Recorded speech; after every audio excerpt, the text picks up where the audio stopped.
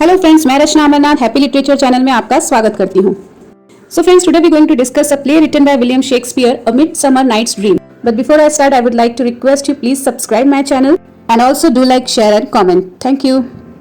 So friends, let's start a midsummer night's dream written by William Shakespeare. तो चलिए पहले देखते हैं जो पॉइंट्स हम इस वीडियो में डिस्कस करने वाले हैं। पहले तो हम राइटर के बारे में बात करेंगे, फिर प्ले के बारे में बात करेंगे, कैरेक्टर्स, समरी, थीम्स और लास्ट में कुछ क्वेश्चंस डिस्कस करेंगे। विलियम शेक्सपियर एक इंग्लिश पोएट थे, एक्टर थे और प्ले राइट थे जो ड्रामा लिखते थे। काफी फेमस ड्रामेटिस्ट थे। ये इंग्लिश लैंग्वेज के एक महान राइटर माने जाते थे और वर्ल्ड के महान ड्रामेटिस्ट, ग्रेटेस्ट ड्रामेटिस्ट जाने जाते थे ये। और साथ ही साथ ये इंग्लैंड के नेशनल पोएट के नाम से जाने जाते थे। और जो इनका एक्सटेंट वर्क है, यानी जो इनका लिटरेरी वर्क आज भी एग्जिस्ट करता है, वो 39 प्लेस को इंक्लूड कर रहा है, 154 सोनेट्स है, 3 लॉन्ग नैरेटिव पोएम्स है और कुछ अदर वर्सेस भी है। तो फ्रेंड्स, अगर आपको एक थियरी क्वेश्चन अटेम्प्ट कर रहे हैं और इस प्ले के बारे में कुछ लिखना है तो डेफिनेटली आपको इंट्रोडक्शन देना पड़ेगा राइटर का। तो ये जो 4 लाइन का इंट्रोडक्शन है, इतना ही आपके लिए काफी है। Now let's see what this play is about. If we talk about the genre of this play, I mean a category of this play, तो ये प्ले एक कॉमेडी प्ले है और we can also call fantasy fiction. The genre of this play is comedy and fiction.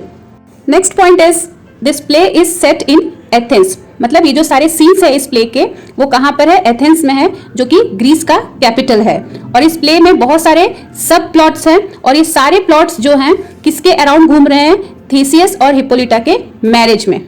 एक सब plot है जिसमें 4 Athenian lovers के कॉन्फ्लिक्ट को बताया गया है। इसमें 4 लवर्स हैं जो कि एथेनियंस हैं, उनके लव स्टोरी को दिखाया गया है। उसमें जो कॉन्फ्लिक्ट हुआ है उसके बारे में बताया गया है। और एक दूसरा प्लॉट है जिसमें एक ग्रुप है और उसमें 6 एक्टर्स हैं। वो लोग एक प्ले का रिहर्सल कर रहे हैं, एक ड्रामा का रिहर्सल कर रहे हैं, जो कहाँ इन लोग प्रेजेंट करने वाले हैं? थीसियस और हिप्पोलिटा के वेडिंग में। और ये 2 ग्रुप्स, 4 लवर्स के ग्रुप और एक्टर्स के ग्रुप, एक वुड में, मतलब कि एक फॉरेस्ट में अपना रास्ता भटक जाते हैं। और ये जो फॉरेस्ट है वो फेरीज का इनहेबिटेशन होता है, मतलब यहाँ पे फेरीज लोग रहते हैं, राज करते हैं और ह्यूमंस को ये मैनिपुलेट करते हैं। Now let's see the characters of the play. So the first character of this play is Duke of Athens, whose name is Theseus. Duke का मतलब होता है मेल रूलर, मतलब कि राजा। तो Theseus ने रिसेंटली एक वॉर को जीता है अगेंस्ट अमेजन और वहाँ की जो क्वीन है उसे अपने साथ ले आया। वो क्वीन का नाम है हिप्पोलिटा। अब उसके साथ ये अपनी शादी को प्लान कर रहा है। तो दूसरा जो कैरेक्टर है वो है Hippolyta, queen of Amazon. So third character है ईजियस, जो कि थीसियस का कोर्टियर है, यानी कि उसके दरबार में काम करता है। फोर्थ कैरेक्टर है हर्मिया। शुरुआत में मैंने जो 4 लवर्स के बारे में बात किया था, तो उन लवर्स में एक लड़की है जिसका नाम है हर्मिया और जो ईजियस है वो हर्मिया का फादर है। फिफ्थ कैरेक्टर है Lysander, who is a young man of Athens and he belongs to a good family. और सबसे important, he is in love with Hermia. In fact Hermia और लाइजेंडर दोनों ही एक दूसरे को पसंद करते हैं। तो फ्रेंड्स, जो 4 लवर्स हैं उनमें से 2 कैरेक्टर्स को हम समझ गए हैं, हर्मिया और लाइजेंडर। थर्ड कैरेक्टर है डिमिट्रियस। डिमिट्रियस हर्मिया को पसंद करता है और उससे शादी करना चाहता है। और लवर्स ग्रुप की 4th मेंबर है हेलिना, और हेलिना जो है डिमिट्रियस को पसंद करती है। Next character is of Oberon, who is the king of fairies. Act 2 के सीन 1 में दिखाया गया है ओबेरॉन और टाइटेनिया, इन दोनों के बीच में किसी बात को लेकर झगड़ा हो रहा है। सो अगला कैरेक्टर टाइटेनिया का है, जो कि क्वीन ऑफ फेरीज है और ओबेरॉन की वाइफ है। और जो अगला कैरेक्टर है वो है पक का, जो ओबेरॉन का सर्वेंट है। एक छोटा मस्तीखोर बच्चा है, बहुत ही ज़्यादा मिस्चीवियस है।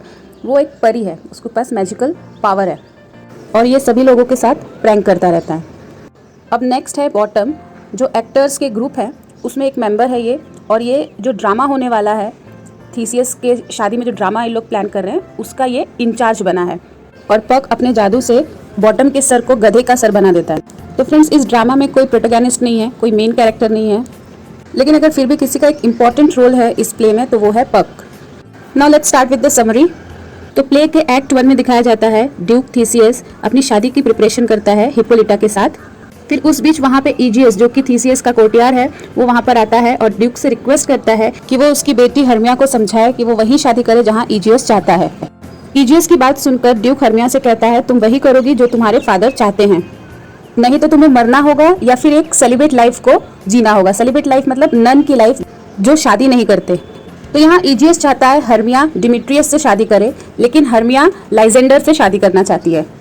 तो क्योंकि ड्यूक ने हर्मिया और लाइजेंडर के अगेंस्ट डिसीजन लिया था, तो ये दोनों डिसाइड करते हैं कि वो वहाँ से भाग जाएंगे। तो ये जो एथेंस के 4 लवर्स हैं, हेलेना, डिमिट्रियस, हर्मिया एंड लाइजेंडर, ये चारों के बीच में जो कॉन्फ्लिक्ट होता है वो क्यों होता है? हर्मिया जो है लाइजेंडर को चाहती है और लाइजेंडर भी हर्मिया को चाहता है, तो ये दोनों एक दूसरे को चाहते हैं, तो यहाँ बात क्लियर है। लेकिन डिमिट्रियस जो है वो हर्मिया को चाहता है और हेलेना डिमिट्रियस को चाहती है, तो इस वजह से इनके बीच में कुछ मिसअंडरस्टैंडिंग, कुछ प्रॉब्लम्स क्रिएट होता है। और जब हर्मिया और लाइजेंडर भागने की प्लानिंग करते हैं तो वो ये अपना सीक्रेट जो है हेलेना को बता देते हैं। अब लाइजेंडर और हर्मिया दोनों एथेंस से बाहर निकल जाते हैं, वहां से भाग जाते हैं और एक जंगल में आ जाते हैं, एक जंगल में पहुंचते हैं जहां वे अपना रास्ता भटक जाते हैं। और हेलेना को पहले से पता है कि लाइजेंडर और हर्मिया दोनों भाग चुके हैं और ये बात वो डिमिट्रियस को भी जाकर बता देती है। फिर डिमिट्रियस डिसाइड करता है कि वो दोनों को फॉलो करेगा, हर्मिया और लाइजेंडर को फॉलो करेगा, तो वो उन्हें ढूंढने के लिए चला जाता है और साथ ही साथ हेलेना भी उसके पीछे जाती है इस होप से कि शायद वो उसको पसंद करने लगे। और दूसरी तरफ जो मैंने पहले ही एक एक्टर्स के ग्रुप की बात की थी जिसका इंचार्ज बॉटम है, अब वो लोग प्लानिंग कर रहे हैं, प्रिपरेशन कर रहे हैं एक प्ले की। एक ट्रेजिक लव स्टोरी है पिरामिस और थिस्बी की। इस प्ले को ये थीसियस के वेडिंग में प्रेजेंट करने वाले हैं। तो एक्ट 2 में दिखाते हैं ओबेरॉन जो कि किंग ऑफ फेरीज है और टाइटेनिया क्वीन ऑफ फेरीज है, दोनों किसी बात को लेकर झगड़ रहे हैं। तो बात ये थी कि टाइटेनिया ने एक ह्यूमन के बच्चे को उठा लिया था और ओबेरॉन चाहता है उस बच्चे को वो रॉयल सर्वेंट बनाए, लेकिन टाइटेनिया ओबेरॉन को उस बच्चे को देने से मना कर देती है, इसलिए इनके बीच में झगड़ा होता रहता है। इसलिए ओबेरॉन को गुस्सा आता है और वो सोच लेता है कि वो टाइटेनिया के साथ बदला लेगा और अपने सर्वेंट पग को ऑर्डर देता है कि वो एक पर्पल फ्लावर जो मैजिकल फ्लावर है वो लेकर आए। तो इस पर्पल फ्लावर की खास बात ये है, इसके जूस को किसी के भी आंख में डालते तो आंख खोलने के बाद वो पहले जिस किसी को भी देखे तो उससे उसे प्यार हो जाता है। फिर दूसरे सीन में ओबेरॉन हेलेना और डिमिट्रियस की बातें सुन लेता है और उसको समझ में आता है कि डिमिट्रियस हेलेना को मिसट्रीट कर रहा है। फिर ओबेरॉन पग को ऑर्डर देता है कि वो पर्पल फ्लावर का जूस जो है डिमिट्रियस की आंखों में डाल दे ताकि वो नेक्स्ट डे जब वो हेलेना को देखे तो उससे प्यार हो जाए। लेकिन पग जो है लाइजेंडर और डिमिट्रियस के बीच में कंफ्यूज हो जाता है और वो लाइजेंडर की आंखों में फ्लावर का जूस डाल देता है। फिर नेक्स्ट मॉर्निंग हेलेना जब लाइजेंडर को उठाने आती है वो और लाइजेंडर अपनी आंखें खोलता है तो हेलेना को देखता है और हेलेना से उसे प्यार हो जाता है। दूसरी तरफ ओबेरॉन डिमिट्रियस की आंखों में फ्लावर जूस डाल देता है और जब डिमिट्रियस हेलेना को देखता है तो उसे भी हेलेना से प्यार हो जाता है। अब हेलेना के पीछे डिमिट्रियस भी है और लाइजेंडर भी है। 3 में बताते हैं कि जो वर्कर्स हैं वो रिहर्सल की तैयारी कर रहे हैं और उनकी बातों को ये पग ने सुन लिया। अब ये पग को मस्ती छाई और उसने क्या किया, जो बॉटम है जो ये ग्रुप का इंचार्ज है उसके सर को उसने एक गधे का सर दे दिया। लेकिन बॉटम इस बात को रियलाइज नहीं कर पा रहा था और वो समझ नहीं पा रहा था कि उसके फ्रेंड्स उसे देखकर भाग क्यों जा रहे हैं। फिर वो उन लोगों की परवाह ना करते हुए आगे बढ़ने लगा तो वो वहां पे देखता है कि फॉरेस्ट में टाइटेनिया सोई हुई है। अब ओबेरॉन ने टाइटेनिया की आंखों में वो फ्लावर जूस पहले से डाल दिया है और टाइटेनिया यहाँ पे सो रही है और टाइटेनिया को सोते हुए देखकर बॉटम अट्रैक्ट होता है और उसके बगल में जाकर सो जाता है।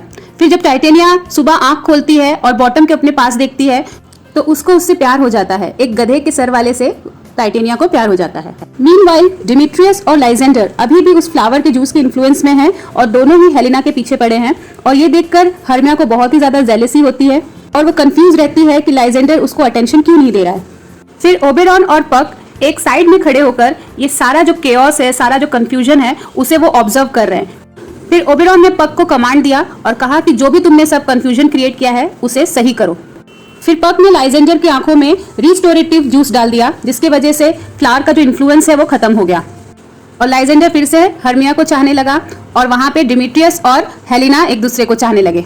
फिर ओबेरॉन टाइटेनिया के अंदर से भी जादू का असर खत्म कर दिया और दोनों का पैचअप हो गया और सभी लोग हैप्पीली रीयूनाइटेड हो गए और बॉटम को भी पग ने ठीक कर दिया। फिर हिप्पोलिटा और थीसियस की वेडिंग में बॉटम एंड ग्रुप एक प्ले परफॉर्म करते हैं और ये 4 लवर्स भी उस वेडिंग को अटेंड करते हैं।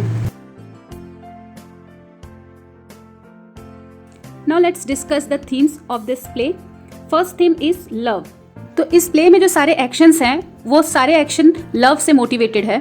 चाहे वो हर्मिया, डिमिट्रियस, हेलेना, लाइजेंडर इनका भागना हुआ, चाहे ओबेरॉन और टाइटेनिया का आर्ग्यूमेंट हुआ या फिर बॉटम और उसके ग्रुप जो भी प्ले परफॉर्म कर रहे थे वो प्ले भी एक लव स्टोरी पे बेस्ड है।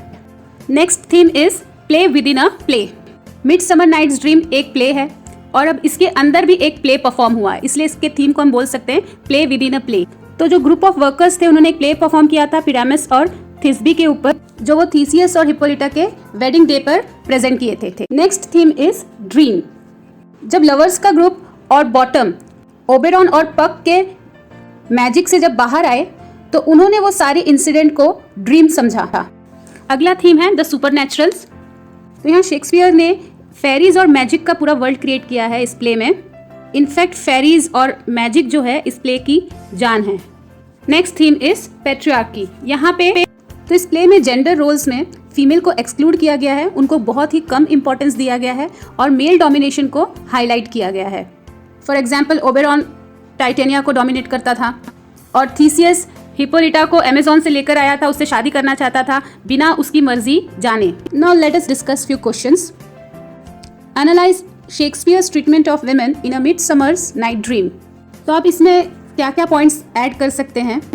जनरली देखा जाए तो वुमेन्स का जो रोल होता है सोसाइटी में वो बहुत ही लिमिटेड होता है और रेस्ट्रिक्टेड रहता है, लेकिन यहाँ पे शेक्सपियर ने बहुत ही पॉजिटिव रोल दिखाया है वुमेन्स का, जहाँ पर हर्मिया टाइटेनिया रिबेलियस टर्न हो गई, बगावती हो गई है।